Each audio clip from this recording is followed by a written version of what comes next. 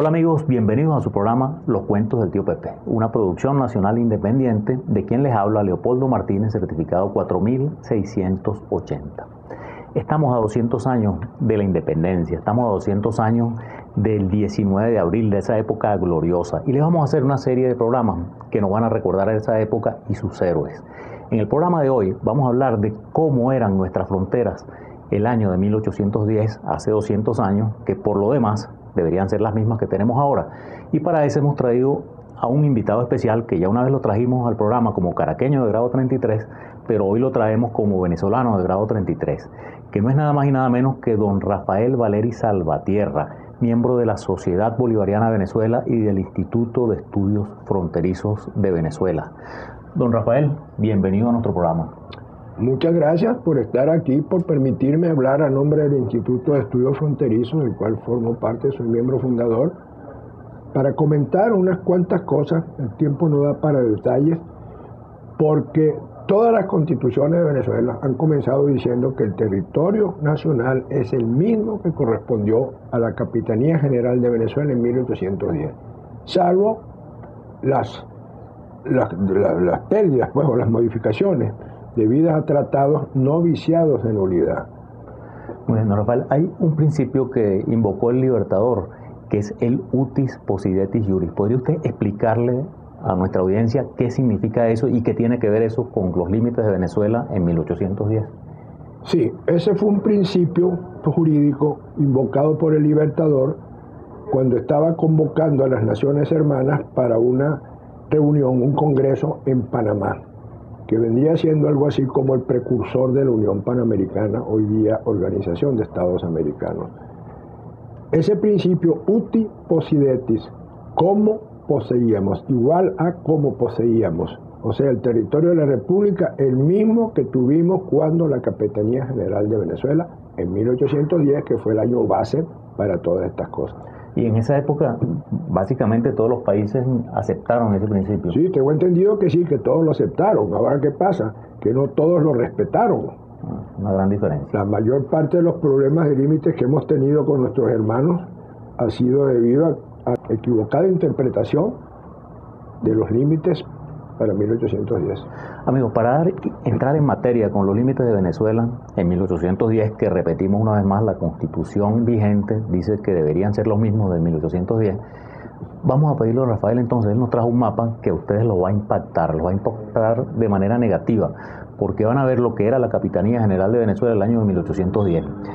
Don Rafael, ¿podría usted entonces, entrando en materia, explicarnos cómo eran las fronteras de Venezuela el año de 1810? Bueno, trataremos de ser breves. No se conoce un mapa de Venezuela en 1810.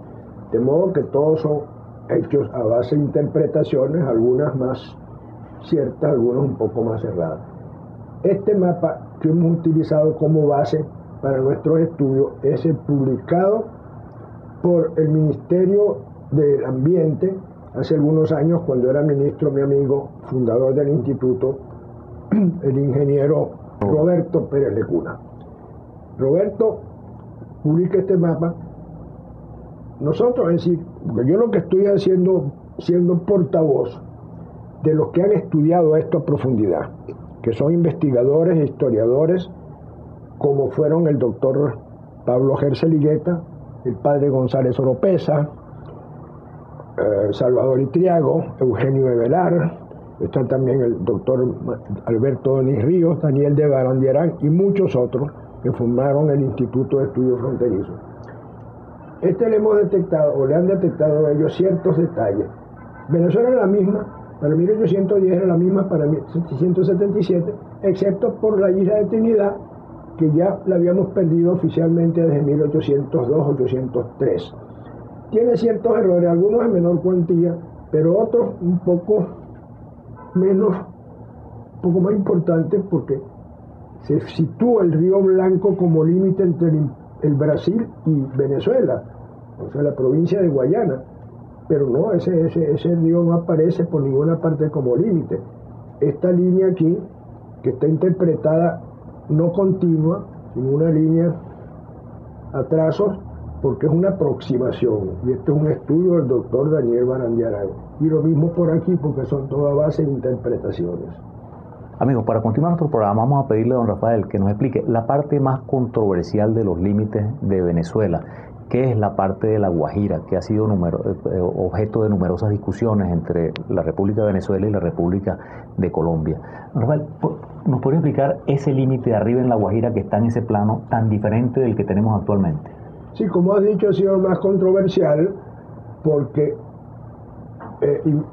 incluyen nada más y nada menos que las discusiones sobre la supuesta soberanía compartida en el Golfo de Venezuela, lo cual es completamente falso. Es venezolano en todas sus costas y en todas sus aguas. El límite occidental de Venezuela, como lo has dicho, ha sido más controversial porque implica la soberanía de Venezuela en la Guajira, en los Montes de Oca y, como consecuencia, supuestas discusiones de la soberanía del Golfo de Venezuela que son perfectamente inútiles porque todo el Golfo en sus costas y en sus aguas es venezolano 100% desde 1528. En esa época, en ese año, el rey Carlos I le otorga en concesión a una firma de banqueros alemanes que eran los Wenzer, la provincia de Venezuela, que la llaman provincia del Golfo de Venezuela y Cabo de la Vela, y le fijas por límites desde el Cabo de la Vela hasta Maracapana. Maracapana viene siendo la zona de Barcelona, Puerto La Cruz.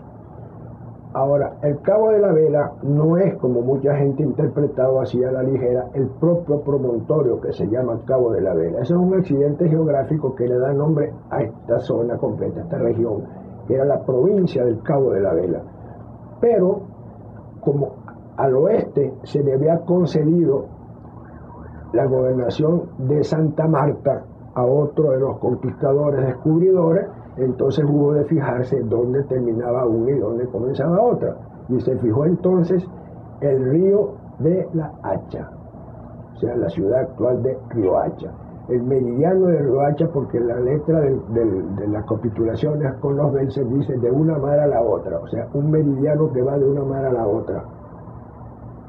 Ese límite sufrió una ligera modificación de 8 leguas por rumbo, cuando Riohacha pasa a ser ya un municipio. Era una ranchería, de origen venezolano, por cierto, porque cuando se agotan los placeres, los hostiales de Cubagua, los pescadores de perla van a la Guajira y continúan allí la pesca de perla y van formando rancherías, una, otra, no sé cuántas en total, hasta que llegan y se establecen definitivamente en Riohacha, porque el río de la Hacha era justamente la única corriente permanente de agua que había en ese sector.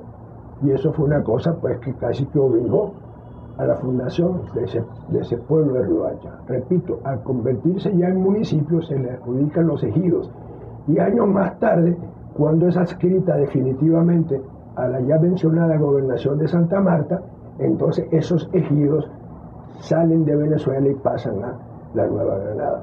Amigos, fíjense qué interesante lo que nos cuenta don Rafael. Muchas veces hemos escuchado en diferentes tratados de que las fronteras de Venezuela comenzaban en el Cabo de la Vela, pero el Cabo de la Vela no es estrictamente el promontorio, sino mucho más allá, y que el límite es un meridiano que partía de Riohacha, o sea que si ven el mapa, todos los llanos eran venezolanos prácticamente, menos una cuña que estamos viendo ahí, que ya don Rafael nos va a explicar de dónde salió, pero se perdieron 8 leguas por rumbo en el caso de Río de la Hacha, cuando fue asignado a Santa Marta. Y vamos a hacer una pausa y entonces don Rafael nos va a seguir explicando cómo fueron evolucionando estas fronteras y los tratados que se firmaron para esas modificaciones. Una pausa que ya seguimos hablando de la frontera de Venezuela en el año de 1810.